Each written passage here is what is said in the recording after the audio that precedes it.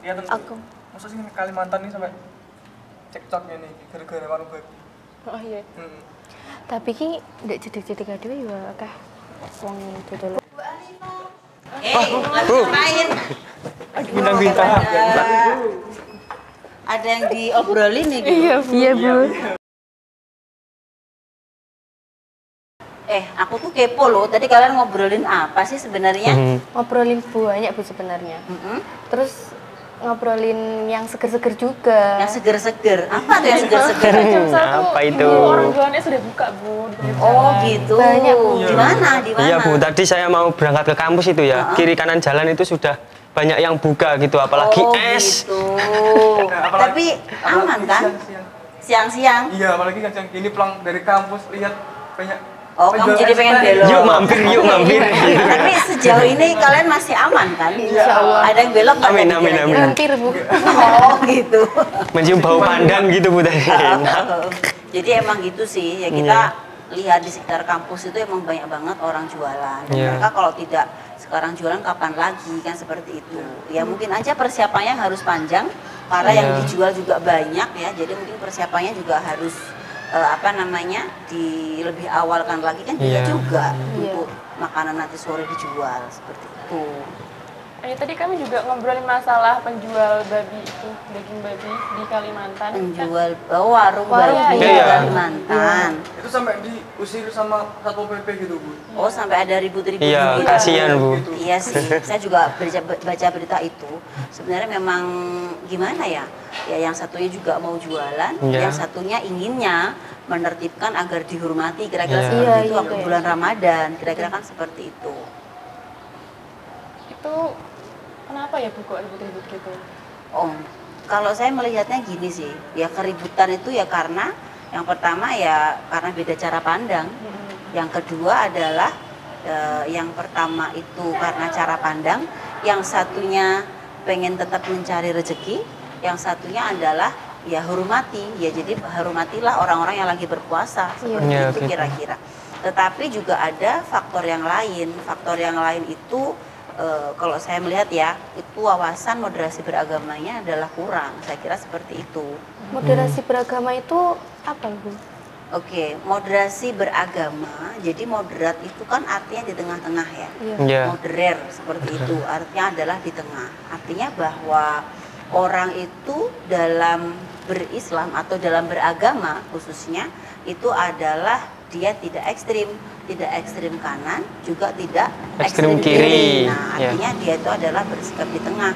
Kalau kita menggunakan bahasanya Pak Azumardi Azra, istilah moderat atau moderasi beragama itu adalah sikap iktidal atau objektif, atau dalam istilahnya yang lain adalah dengan iltizamut tawazun. Nah, artinya adalah hidup itu dengan berimbang seperti itu. Moderasi beragama itu contohnya apa aja ya Bu? Kalau contoh moderasi beragama, kita bisa melihat penjelasan yang diatur oleh Kementerian Agama, ya. Karena Oh, apa? benar. Kementerian Agama adalah leading sector, di mana mereka ada leading sector untuk mensosialisasikan wawasan moderasi beragama ini di Indonesia. Nah, mereka membuat indikasi, setidaknya itu ada 4. Yang pertama adalah cinta tanah air, yang kedua adalah toleransi, dan yang ketiga adalah anti kekerasan, dan yang terakhir adalah adaptif dengan budaya lokal. Itu adalah indikasi-indikasi yang disusun oleh Kementerian Agama untuk bisa melihat apakah orang ini sudah berperilaku moderat atau belum, kira-kira seperti itu. Untuk contohnya dari cinta tanah air itu apa, Bu? Oke, kalau cinta tanah air itu misalnya kita bisa melihat contohnya Perjuangan pahlawan. perjuangan pahlawan ya. Jadi bagaimana kita itu melihat sejarah bagaimana mereka itu memperjuangkan negara ini, atau juga termasuk cinta tanah air itu adalah membeli produk dalam negeri. Nah, ini perlu dilihat nih, baju kalian ini produk mana ya. Ya kira-kira produk pasar sebelah kira-kira. Pasar sebelah. Nah, iya Bu sepertinya. Oke. Nah, Bu tadi kan ada toleransi ya Bu. Contoh dari toleransi itu seperti apa ya Bu? Nah, Toleransi itu sangat menarik ya. Jadi saya kira ini adalah indikasi yang juga sangat kuat untuk melihat orang itu sudah moderat atau belum. Seperti itu. Apalagi contohnya ketika di bulan puasa seperti ini. Tadi kan kalian lagi ngobrolin nih masalah warung jagung babi ya, yang kemudian disuruh tutup oleh Satpol PP. Nah, toleransi itu kita bisa mencontohkan begini. Bagaimana kita itu bisa hidup berdampingan dengan semua agama yang disahkan di Indonesia. Karena kita tahu ya, Indonesia ini kan heterogen. Kita ini adalah termasuk negara yang negara beragama, bukan negara agama. Artinya tidak hanya orang Islam saja yang hidup di sini, seperti itu. Nah, maka ya bisa saja mereka adalah, biarkan mereka yang memang membuka warung untuk bekerja, mencari nafkah, dan kemudian dan mencari nafkah, mencari rezeki, dan kita fokus saja kepada ibadah kita, seperti itu. Terus tadi ada juga anti kekerasan itu yang gimana tuh? Anti kekerasan. Nah, anti kekerasan itu gini. Oh ya, saya mau menambahkan dulu ya yang toleransi ini saya kira penting loh. Nah, jadi kayak kemarin aturan dari Menteri Agama termasuk mengatur bagaimana penggunaan toa kan begitu ya di bulan Ramadan kan ada batasan-batasannya juga. Nah, saya kira sebenarnya Kementerian Agama itu tidak sedang mengadu domba antar agama. Tetapi sebenarnya yang diinginkan oleh Kementerian Agama adalah bahwa itu tadi kita harus bisa hidup berdampingan dengan semua agama yang ada di Indonesia. Kita itu kan ada beberapa agama ya, ada 6 agama, bahkan ada ratusan aliran kepercayaan yang ada di Indonesia. Ada kejawen juga. Iya, dan mereka semuanya adalah warga Indonesia seperti itu.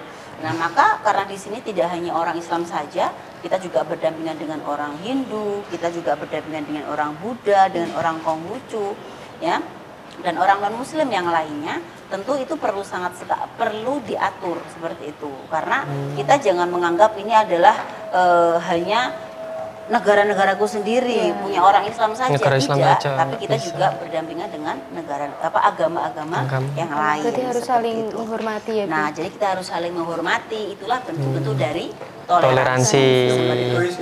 Nah, jangan egois. Pokoknya kayak aku khataman 30 juz kudu ndek tawafin dosa Indonesia Raya. Enggak bisa gitu ya, karena sampai tembus. Sampai di samping kita tidak hanya orang Islam saja, tapi ada agama-agama yang lain. Tangganya nggak bisa tidur. Iya, nggak bisa tidur karena mendengarkan suara yang mendayu-dayu. Nah, kalau yang tentang anti kekerasan itu kita semuanya pernah ya mendengar, pasti tahu lah, anak UIN masa nggak tahu ya. Jadi amar ma'ruf nahi munkar. Iya tahu. Apa ini amar ma'ruf nahi munkar artinya? Ada yang tahu nggak? Itu menghindari yang ma'ruf dan melakukan yang baik, kemudian melarang yang buruk. Nah, masalahnya selama ini kita itu kan hanya berhenti di situ.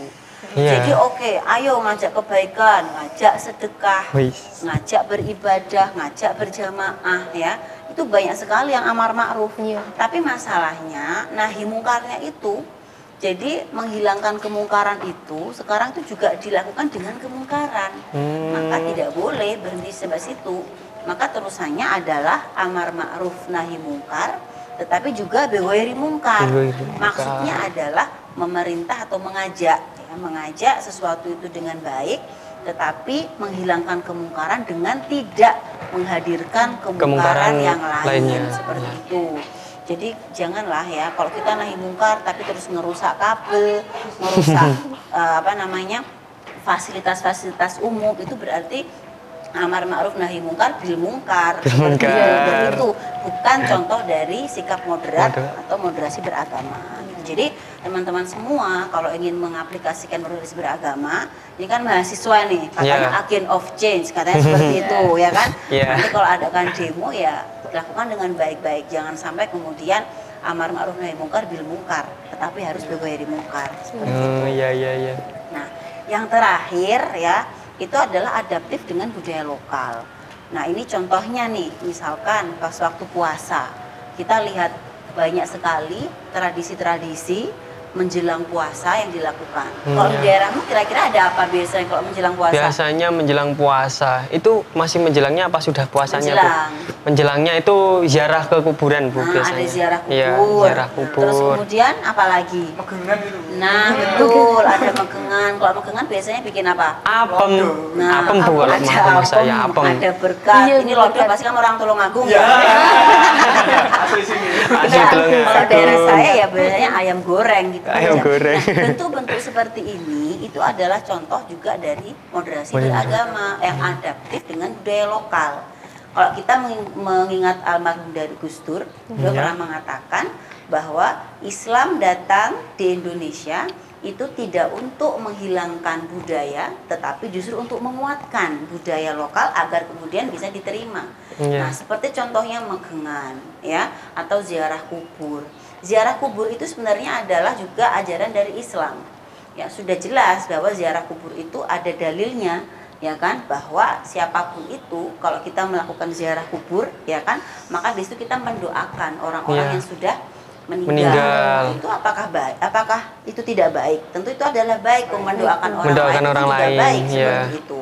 Nah, jadi jangan dimaknai nyekarnya itu. Kadang-kadang kalau nyekar itu kan hanya untuk menabur bunga, Menabur bunga. tapi fokus atau substansinya adalah pada mendoakan keluarga-keluarga yang sudah meninggal, Meninggal. gitu. Nah, kemudian megengan. Megengan juga seperti itu. Megengan itu adalah merupakan sikap juga moderasi beragama dalam hal adaptif pada budaya lokal. Karena apa? Tujuan dari megengan itu adalah untuk bertahadus binikmah. Ya, suka. Itu kan juga ada dalilnya.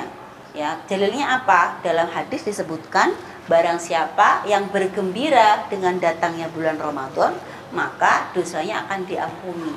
Baik dosa yang telah lalu atau dosa yang akan datang. Nah, itu kan bentuk daripada megengan, itu senang. Jadi kemudian dengan bentuk kesukaannya atau sukacitanya memberikan makanan kepada orang lain. Orang lain. Nah, contoh lain banyak nih.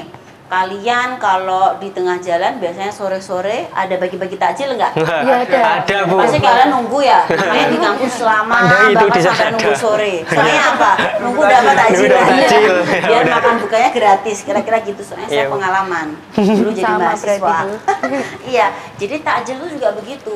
Coba kita perhatikan, apakah semua orang yang jualan takjil itu adalah orang Muslim? Belum tentu juga. Ya, di daerah saya, ya di dekat rumah saya itu banyak sekali. Jadi orang-orang yang juga non Muslim, mereka turut bersukacita juga jualan takjilan. Gembira gitu ya. Saya tanya, Cik, kok jualan? Iya, soalnya waktu bulan Ramadan gini kesempatan punya banyak penghasilan, katanya seperti itu. Apalagi masa pandemi sudah lama banget ya. Iya. Nah, itu pasti juga akan menggugah orang-orang baik non Muslim ataupun Muslim juga untuk jualan takjil. Mereka dengan sukacita loh seperti itu. Bahkan yang ngasih takjilan juga belum tentu kan. Tapi masa kita mau tanya agamanya apa? Jangankan gitu, kamu Iya. lihat es orang jualan es aja udah ngiler. Mau Apalagi belok. ada takjil yang gratis, ya kan? Pasti langsung diambil. Ambil, Nah, gitu. itu. Nah, Nggak jadi mikir, Bu. tadi adalah bentuk-bentuk daripada bagaimana perilaku moderasi beragama. Jadi adaptif dengan budaya lokal itu juga perlu kita gaungkan untuk melihat apakah yang kita lakukan itu sudah sesuai dengan moderasi beragama atau berlaku moderat gitu. Oke, kira-kira ada yang mau didiskusikan lagi? Ini sudah siang, saya mau ada rapat. Lain kali kita bisa jumpa lagi dan bisa diskusi lagi ya. Siap, Oke, siap, Bu. Assalamualaikum. Waalaikumsalam. Terima kasih Bu. Terima kasih Bu. Ngono lu.